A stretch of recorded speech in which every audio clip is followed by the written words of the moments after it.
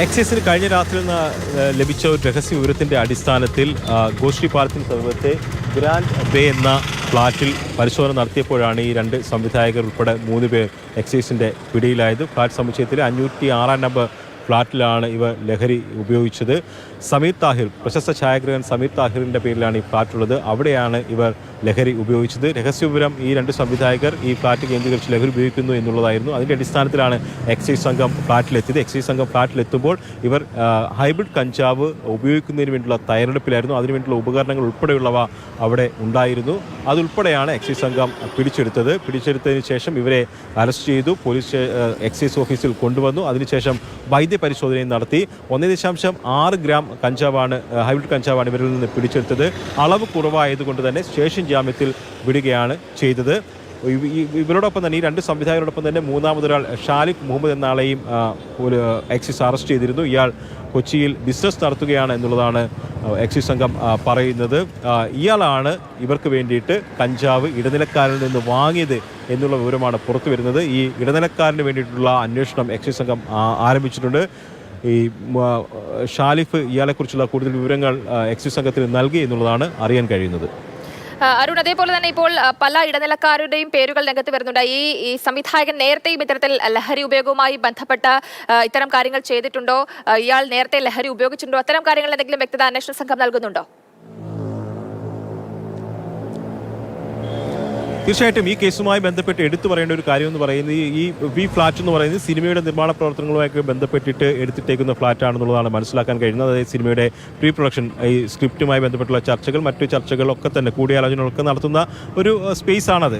പക്ഷേ ആ സ്പേസ് ഒരു ലഹരി ഉപയോഗ കേന്ദ്രമായി മാറി എന്നുള്ളതാണ് എക്സൈസ് സംഘം പറയുന്നത്. അതിനുള്ള തെളിവുകളും സാഹചര്യങ്ങളും എക്സൈസ് സംഘത്തിന് ബോധ്യപ്പെട്ടിട്ടുണ്ട്.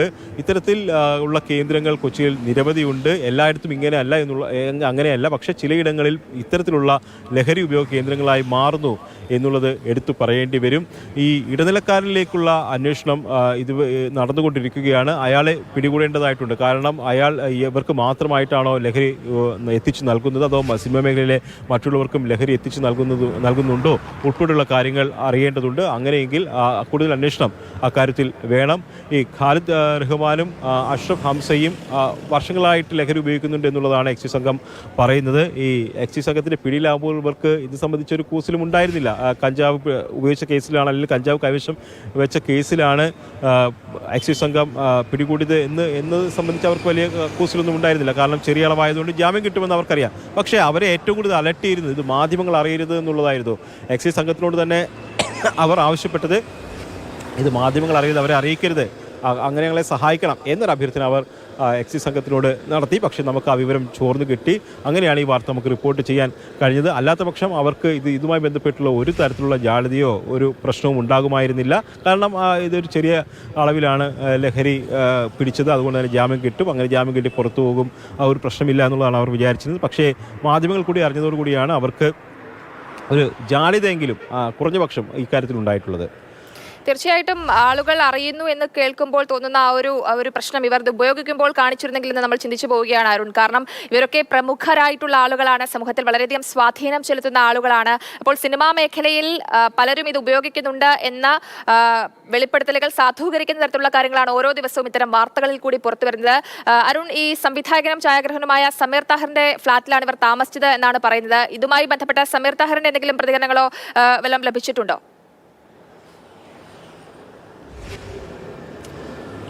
ഇത് സംബന്ധിച്ച് ഇവരാരുടെയും പ്രതികരണം ലഭിച്ചിട്ടില്ല. ഈ ഖാലിദ് റഹ്മാനെ എക്സൈസ് ഓഫീസിൽ നിന്ന് ഇറക്കിക്കൊണ്ട് വന്നപ്പോൾ എന്താണ് സംഭവിച്ചതെന്ന് ഞാൻ ചോദിച്ചിരുന്നു. പക്ഷേ തലവർക്ക് ഒന്നുമില്ല എന്ന് പറഞ്ഞ് ഒഴിഞ്ഞു മാറുകയാണ് ചെയ്തത്. നേരത്തെ പറഞ്ഞതുമായി ബന്ധപ്പെട്ട് പറയാനുള്ളത്, ഇവരെ എക്സൈസ് സംഘം കസ്റ്റഡി എടുക്കുമ്പോഴും അതിനുശേഷം ഓഫീസിലേക്ക് കൊണ്ടുവരുമ്പോഴും മുഖമൊന്നും മറച്ചിരുന്നില്ല. പക്ഷേ വൈദ്യപരിശോധനയ്ക്ക് വേണ്ടിയിട്ട് തിരികെ ഇറക്കിയപ്പോൾ മാസ്ക് വെച്ചിരുന്നു.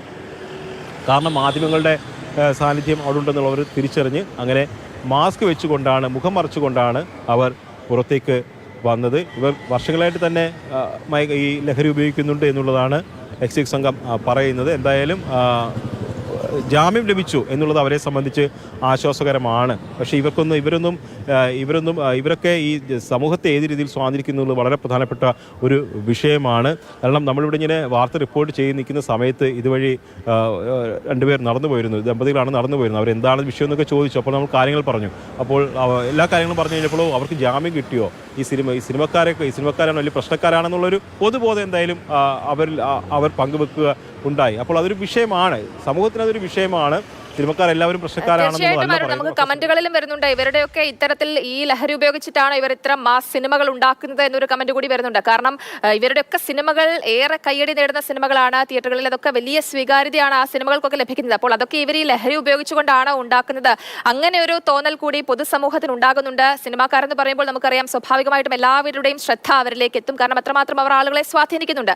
അപ്പോൾ ഈ നല്ല സിനിമകൾ എന്ന് നമ്മൾ സ്വീകരിച്ച സിനിമകളൊക്കെ അതിന്റെ പിന്നണിയിൽ പ്രവർത്തിച്ച ആളുകൾ ഇത്തരത്തിൽ ലഹരി ഉപയോഗിക്കുന്നവരാണ്, അതിന്റെ ഭാഗമായിട്ടാണ് ഇത്തരം സൃഷ്ടികൾ ഉണ്ടാകുന്നൊരു തോന്നൽ ഇപ്പോൾ പൊതുസമൂഹത്തിന് നല്ല രീതിയിൽ തന്നെ ഉണ്ട്, അല്ലേ അരുൺ? തീർച്ചയായിട്ടും അത് തന്നെയാണ് ആ ദമ്പതികൾ നമ്മളോട്ട് പങ്കുവെച്ചത്. അങ്ങനെ ഒരു പൊതുബോധം ജനങ്ങൾക്കിടയിലുണ്ട്. സിനിമാക്കാർ സമൂഹത്തെ വഴിതെറ്റിക്കുന്നു. അത് നമ്മളെ ഒരിക്കലും എല്ലാ സിനിമക്കാരെ കുറിച്ച് പറയുന്നില്ല, പക്ഷേ സിനിമക്കാരിൽ ചിലർ അങ്ങനെ ഉണ്ട് എന്നുള്ളതാണ്. ഈ രണ്ട് സംവിധായകരെക്കുറിച്ച് പറയുകയാണെങ്കിൽ അവർ ചിലർക്കാരല്ല, മികച്ച ചിത്രങ്ങൾ നിർമ്മിച്ചിട്ടുള്ളവയാണ്. ഖാലിദ് റഹ്മാൻ്റെ ഏറ്റവും പുതിയ ചിത്രം എന്ന് പറയുന്നത് ആലപ്പുഴ ജിംഖാന നിറഞ്ഞ സദസ്സിൽ ഓടിക്കൊണ്ടിരിക്കുന്ന സിനിമയാണ്. വലിയ സിനിമകളോട് മത്സരിച്ചിട്ടാണ് ആ പടം ഓടുന്നത് എന്നുള്ളത് എടുത്തു പറയേണ്ടതുണ്ട്. അതോടൊപ്പം തന്നെ അതിന് മുൻപത്തെ സിനിമയെ തല്ലുമാലയാണെങ്കിലും മമ്മൂട്ടി നായകനായി ഉണ്ടയാണെങ്കിലും ഒക്കെ തന്നെ മികച്ച സിനിമകളായിട്ട് തന്നെ നമ്മൾ അംഗീകരിച്ച സിനിമകളാണ്. ഇപ്പോൾ അഷ്റഫ് ഹംസയുടെ സിനിമയാണെങ്കിൽ ഭീമൻ്റെ വഴി നല്ല ചിത്രമായിരുന്നു. തമാശയാണെന്ന് ഓർമ്മ ശരിയാണെങ്കിൽ തമാശ എന്നുള്ള സിനിമയായിരുന്നു അദ്ദേഹം അതിന് മുൻപ് നിർമ്മിച്ചത്, സംവിധാനം ചെയ്തത്. അപ്പോൾ അത്തരത്തിലൊക്കെ മികച്ച ചിത്രങ്ങളാണ് ഇവർ നിർമ്മിച്ചിട്ടുള്ളത്. ഇവരെ ഒന്നും പ്രതിഭയെ സംബന്ധിച്ച് ആർക്കും ഒരു പരാതി ഒന്നുമില്ല. അവരൊക്കെ ഉയർന്നു വരേണ്ടത് തന്നെയാണ്. ഇതിനേക്കാൾ മികച്ച ചിത്രങ്ങൾ അവരിൽ നിന്ന് ഉണ്ടാകേണ്ടതാണ്. പക്ഷേ അവരുടെ ഇത്തരം പ്രവർത്തികൾ സമൂഹത്തെ തെറ്റായി സ്വാധീനിക്കുന്നുണ്ട്, തെറ്റായ സ്വാധീനം ചെലുത്തുന്നുണ്ട്. ആ കാര്യത്തിൽ അവരെന്തായാലും ഒരു ജാഗ്രത പുലർത്തേണ്ടതുണ്ട്. വ്യക്തിജീവിതം എങ്ങനെ വേണമെങ്കിലും തീരുമാനിക്കാം, ഏത് രീതിയിലും പോകാം നിയമത്തിനുള്ളിൽ നിന്നുകൊണ്ട്. പക്ഷേ അവർ സമൂഹത്തിനൊരു പ്രധാന ഘടകമാകുമ്പോൾ ആ സമൂഹം അവരുടെ ഒരു സ്വാധീനത്തിൽ വരുമ്പോൾ അക്കാര്യത്തിൽ അവരൊരു ഉത്തരവാദിത്തം കാണിക്കേണ്ടതാണ്. തീർച്ചയായിട്ടും എന്തായാലും വളരെയധികം ആളുകളെ സ്വാധീനിക്കുന്ന ആളുകൾ തന്നെയാണ് ഈ സിനിമാ മേഖലയിലുള്ള ആളുകൾ. എല്ലാ സിനിമാക്കാരെയും നമുക്ക് ഒന്നടങ്കം ആക്ഷേപിക്കാൻ സാധിക്കുകയില്ല. പക്ഷേ ഇത്തരം ചില ആളുകളെങ്കിലും ആ മേഖലയെ ഒന്നാകെ അപകീർത്തിപ്പെടുത്താൻ ഇടയാകുന്നുണ്ട് എന്നുള്ളതാണ് നമുക്കും വ്യക്തമാകുന്നത്. പൊതുസമൂഹത്തിൽ അത്തരത്തിലൊരു ബോധവും കാര്യമായിട്ട് തന്നെ ഉണ്ടാകുന്നുമുണ്ട്.